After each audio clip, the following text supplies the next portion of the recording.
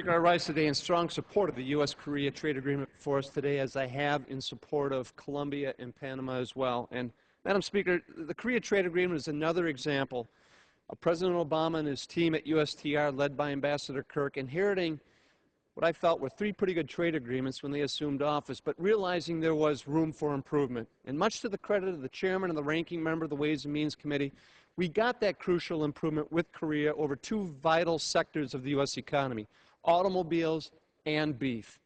And more specifically for the state of Wisconsin, which is the largest cranberry producing state in the nation, this enables us to get back into the game with meaningful exports going into the Korean market. Each day we wait to pass this agreement, Chile captures more market share, affecting the ability to export and the job creation that we desperately need back home. It's also true for one of the largest manufacturers and therefore one of the largest employers in my district in western Wisconsin. Right now, the goods and products that they're making at that La Crosse plant faces an 8% tariff barrier to the export into the Korea market. With the passage of this agreement, that tariff goes down to 0. And that's the point of all these trade agreements. We're leveling the playing field for our workers and our businesses so they can compete more effectively and fairly in gaining greater market access to Korea, to Colombia, and to Panama.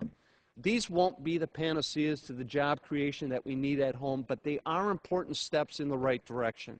They all contain vital international labor and environmental standards in the bulk of the agreements, fully enforceable with all other provisions.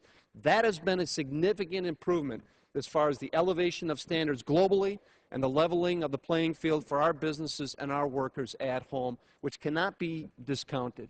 Again, I commend the members of the Ways and Means Committee, the leadership there, but especially President Obama and his USTR team in taking these three trade agreements, improving upon them, and making sure that the open for business sign is over the United States of America again, so we can pursue a meaningful economic engagement throughout the rest of the world.